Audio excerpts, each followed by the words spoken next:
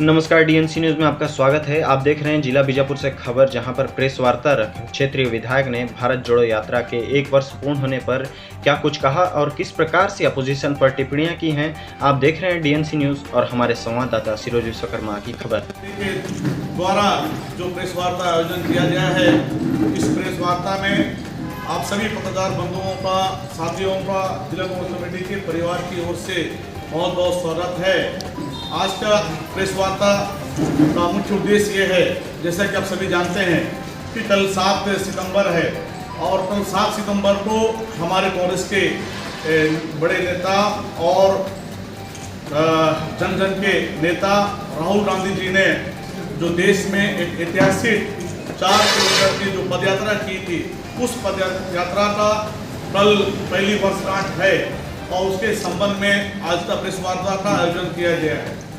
साथियों, आप सभी को मालूम है कि जिस तरीके से केंद्र में भारतीय जनता पार्टी की सरकार, नरेंद्र मोदी की सरकार पिछले लगभग 9 वर्षों से बैठी है और जब से केंद्र में मोदी की सरकार, भाजपा की सरकार बैठी है, तब से लगातार देश के हालात, देश के परिस्थितियाँ से पूरा जनता और पूरे लोग वाकिफ हैं कि किस तरीके से देश में लगातार सामुदायिक माहौल खराब हो रहा है, आपसी भाईचारा खराब हो रहा है, एक जो प्यार का जो माहौल था वो खराब हो रहा है, जो भेदभाव, वर्ग संघर्ष जैसे तमाम जो स्थितियां देश में हालात पैदा हो रहे थे और दूसरी ओर महंगाई चरम सीमा पर थी, लगातार युवाओं के साथ धोखा हो रहा था। जो भी वादा भाजपा ने और नरेंद्र मोदी जी ने किया था, वो एक भी वादा देश के अंदर पूरा नहीं हो रहा था और देश के जो सबसे बड़ी चीज आर्थिक स्थिति बहुत ज़्यादा खराब। जिस तरह से इंडिया को हटाकर भारत रखना चाह रहे हैं प्रधानमंत्री नरेंद्र मोदी, कहते हैं कि गुलामी का जो दौर है वो ख़त्म होने वाला है, इस पर क्या कहना चाहेंगे? जिस तरीके से आपको मैंने बताया पहले कि देश में जो मौजूदा हालात हैं उससे पूरा देश वाकिफ है और उन हालातों को लेकर लगातार राहुल जी और पूरे हमारे कांग्रेस की पार्टी और तमाम विपक्षी दल देश के अंदर में जनमानस के बीच में अपनी बात रख रहे हैं और एक महागठबंधन करके चुनावी मोड़ में चुनाव लड़ने के लिए जाने वाले थे। इससे घबरा कर ये लगातार कैसे इन विपक्षी दलों को, राहुल जी को रोका जाए, उन्हें उस दिशा में वे लगातार काम कर रहे हैं और सरकारी हथकंडे अपनाकर रोकने का प्रयास कर रहे हैं, लेकिन देश रुकने वाला नहीं है। देश आगे बढ़ेगा, इंडिया आगे बढ़ेगा। सर, ये जो सनातन देश के लिए खतरा है, इस प्रकार की आपकी इंडिया जो आप लोगों ने एक जो पार्टी बनाई है, वो इस प्रकार के शब्दों का प्रयोग करते हैं। सर, क्या राहुल गांधी जी इस पर कोई टिप्पणी करना चाहते हैं या फिर आप लोग कुछ बताना चाहेंगे?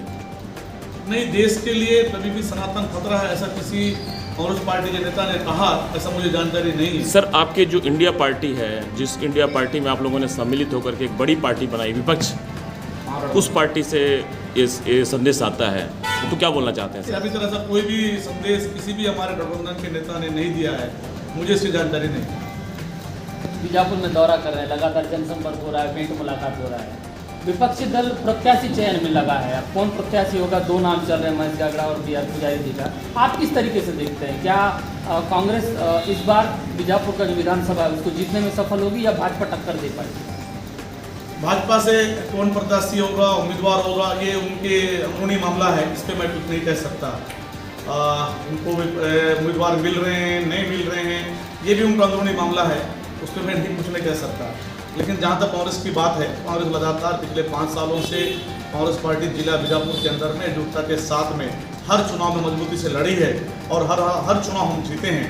आने वाला समय भी कांग्रेस पार्टी मजबूती से लड़ेगी और सरकार की उपलब्धियों को लेकर जिला कांग्रेस कमेटी गांव जाएगी और लगातार जिस तरीके से हमने जिले के अंदर में जो काम किया उनको लेकर जाएंगे और कांग्रेस पार्टी मजबूती से चुनाव लड़के मजबूती के साथ चुनाव जीतेगी। सर, इस बार कौन से मुद्दों को लेकर के कांग्रेस पार्टी चुनाव लड़ेगी, बताना चाहेंगे? कांग्रेस पार्टी जो पिछले 15 साल भारतीय जनता पार्टी छत्तीसगढ़ के अंदर में शासन करने के बाद में आम जनमानस को उन्होंने परेशान किया, किसानों से वादा पूरा नहीं किया, युवाओं का वादा पूरा नहीं किया, तमाम जनता का वादा पूरा नहीं किया। उनके जो कुशासन, पिछले 15 साल के कुशासन को लेकर जाएंगे और हमने जो 5 साल में सरकार बनने के बाद हमारे मुख्यमंत्री आदरणीय भूपेश बघेल जी ने जो पूरे वादे हमने पूरा किया। 36 में से 34 वादे हमने पूरा किया। किसानों का वादा पूरा किया, कर्जा माफ किया और लगातार युवाओं से बेरोजगारी भत्ता दिया, गांव गरीब किसानों की मांगों को पूरा किया, आम जनमानस को पूरा किया, सभी वर्ग समाज को लेकर चलने का काम किया। गरीब आदिवासियों को वनकर पट्टा दिया के साथ साथ पिछड़ा वर्ग को पट्टा दिया। ऐसे तमाम जो प्रदेश में जो काम हुए हैं, प्रदेश सरकार ने किया है, मुख्यमंत्री जी ने किया है, उन वादों को लेकर हम जनता के बीच में जाएंगे और स्थानीय जिले स्तर पे जो काम हुए हैं हमने, हमारी पार्टी ने, हमारे जनप्रतिनिधियों ने किया, उनको लेकर हम लोगों के बीच में जाएंगे और जनता से संवाद करेंगे। सर जगह जगह हड़ताल चल रहा है सर, और हड़ताल का दौर अभी भी खत्म नहीं हुआ है। स्वास्थ्य कर्मचारियों के ऊपर 148 कर्मचारियों को अभी भी बीजापुर जिले में हम देख रहे हैं कि उनके ऊपर गाज गिरी है, उनको निलंबित कर दिया गया है। और क्या बोलना चाहेंगे सर उस पर आप? देश के संविधान में हर किसी को अपनी बात रखने का अपने अधिकार है और उसी अधिकार के तहत में कर्मचारी संगठन लगातार अपनी बात रखते हैं और सरकार प्रशासन, ये पहली बार ऐसा हो रहा है कि कर्मचारी संगठनों के साथ में सरकार के प्रतिनिधिमंडल सीधा बात करते हैं, माननीय मुख्यमंत्री जी सीधा बात करते हैं। जो पिछले 15 साल में आंगनबाड़ी बहनों को, सहायिका बहनों को जो हड़ताल करते करते थक जाते थे, उनकी बात सुनना तो दूर, उनसे बात करने वाला नहीं होता था, लेकिन पहली बार उनकी मांग पूरा हुआ, 10,000 वेतन मिला, ये तमाम संगठनों के काम जो मांग पूरा हुआ और जो अभी और भी जो अन्य संगठन बैठे हैं उनकी मांगें भी बहुत जल्दी पूरा होगा।